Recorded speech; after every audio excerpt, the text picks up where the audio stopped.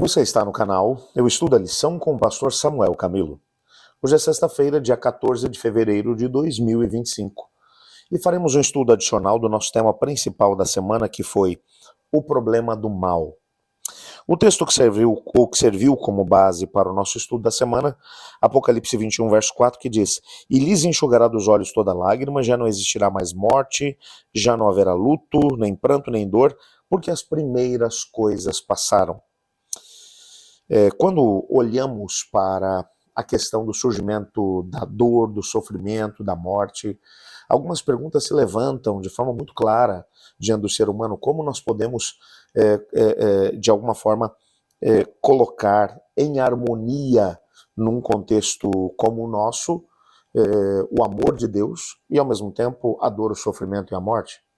Se Deus nos ama, por que é que pessoas boas acabam sofrendo? Nessa semana tivemos a oportunidade de estudar um pouco a respeito disso. É claro, eu não sou aqui nem louco de poder dizer a você que nós esgotamos o assunto. Muito pelo contrário, nós nem sequer tocamos o topo desse iceberg. Há uma montanha aí por baixo da lâmina de água pronta para poder ser descoberta. A gente só vai compreender plenamente essas questões quando chegarmos ao céu. Até lá, temos que viver pela fé. Foi isso que vimos essa semana.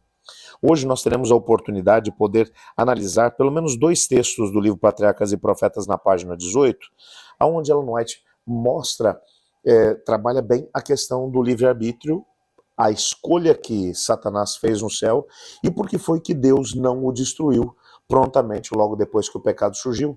Por que ele permitiu que Satanás se estabelecesse e ao mesmo tempo trouxesse a rebelião para o nosso planeta? A gente vai dar uma olhada nesses dois textos, são dois parágrafos na verdade só, e vamos conversar um pouco a respeito dele. Aguenta firme que eu já volto.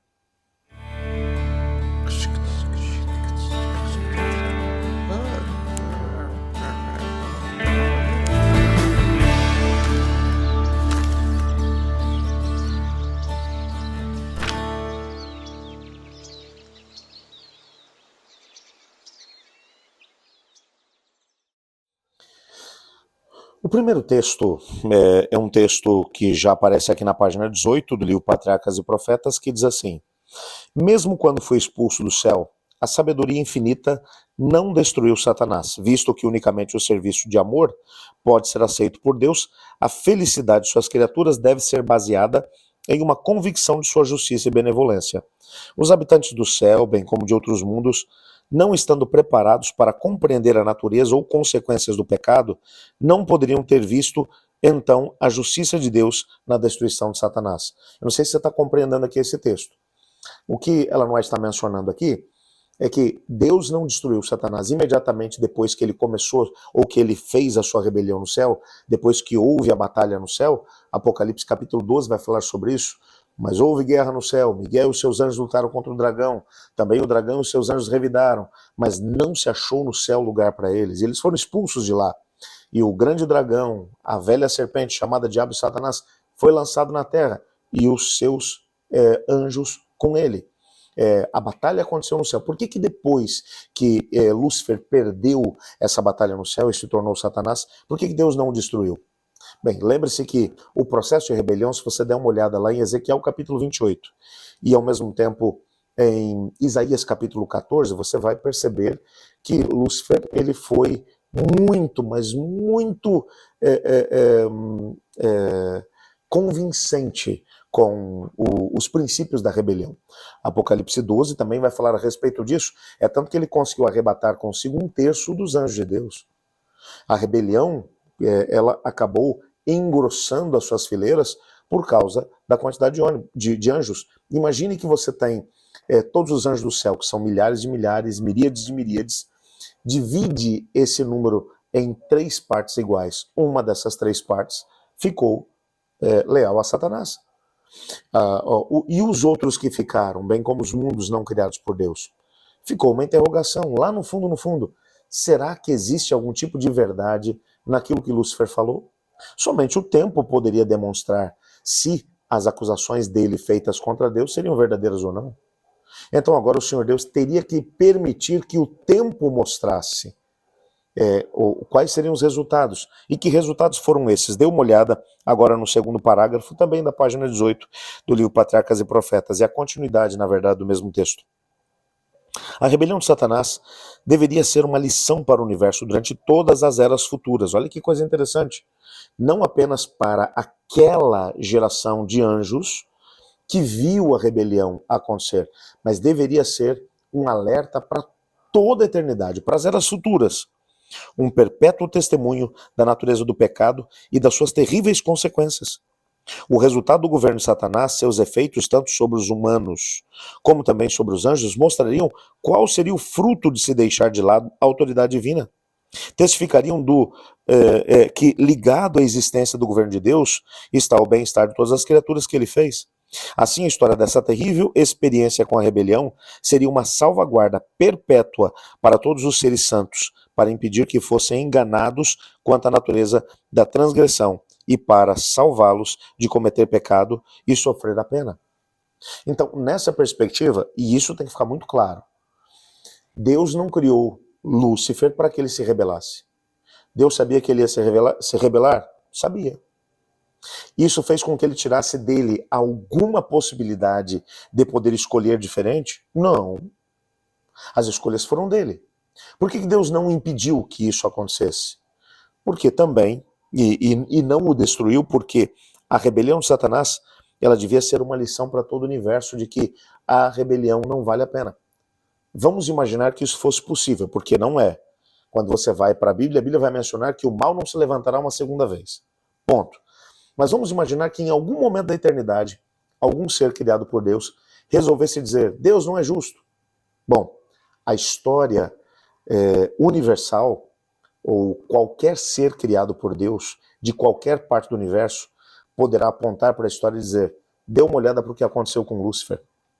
Quando ele se rebelou contra Deus, fora do reino de Deus não existe felicidade, não existe amor, não existe justiça. A única forma de alcançarmos a nossa plena realização é estando ligados a Deus. Então, na verdade, essa história do pecado e da rebelião serve como um alerta por toda a eternidade de que o mal não vale a pena. Por isso nós podemos ter a certeza de que o mal não se levantará uma segunda vez. Depois que o Senhor Deus destruir Satanás, seus anjos, pecado, dor e sofrimento, ele não se levantará de novo. Será uma testemunha para todos sempre de que não vale a pena viver longe de Deus. É por isso que eu preciso, nesse momento, dizer a você, não permita, de forma alguma, que as suas escolhas te coloquem longe do caminho do Senhor. Escolha viver com Ele. Mesmo que o caminho seja difícil. Mesmo que, como falamos essa semana, às vezes não somos capazes de poder compreender por que é que o Senhor Deus intervém em alguns casos e em outros não. Por que que em alguns casos ele opera um milagre, em outros ele não opera? Por que que em alguns momentos a gente percebe uma intervenção maravilhosa?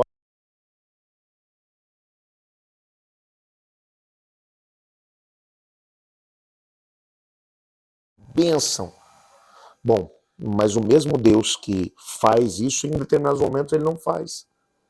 Em determinado momento, ele simplesmente está junto e chora conosco quando nós perdemos nossos entes queridos. Ele simplesmente está conosco enquanto passamos pelo vale da sombra da morte. Somos chamados a viver uma experiência pela fé. E fé significa que nós vamos acreditar em Deus, quer ele faça um milagre, quer ele não faça. Quer ele abra uma porta, quer ele não abra. Nós seremos capazes de poder entender as ações de Deus num futuro. Entretanto, uma coisa nós podemos ter a certeza, e isso tem que manter a sua fé alicerçada no Senhor. Se nós tivéssemos a oportunidade de ter o conhecimento que Deus tem e de intervir como Ele intervém ou não intervir quando Ele não intervém, nós faríamos a mesma coisa. Qual é o nosso problema? É que nós não temos o conhecimento que Ele tem, nós não temos o poder que Ele tem. Mas uma coisa é certa, se tivéssemos, nós faríamos exatamente a mesma coisa que Ele faz. Ou deixaríamos de fazer aquilo que Ele não faz. Por isso hoje, nos resta viver pela fé. Viva pela fé e tenha certeza de que o Senhor Deus cuida dos seus filhos. Ore comigo. Obrigado, Senhor, pela certeza que temos de que apesar do mal, existir no nosso planeta, do sofrimento existir. E de às vezes não sermos capazes de poder entender por que o Senhor não intervém, Pai. Quando a gente ora e diz, Senhor, opera um milagre, sabendo que o Senhor tem poder. Às vezes o sentimento do salmista se apodera de nós. Senhor, até quando? Até quando te esquecerás de mim? Até quando terei que olhar para os ímpios e vê-los prosperando? Senhor, nos dê fé no Senhor. Nos ajude a andar pela fé, de mãos dadas contigo. Quer vejamos uma intervenção, quer não vejamos. Só nos ajude a nos manter firmes no Senhor, nós e aqueles a quem amamos. Pois é em nome de Jesus que oramos. Amém. Eu estudo a lição. E você?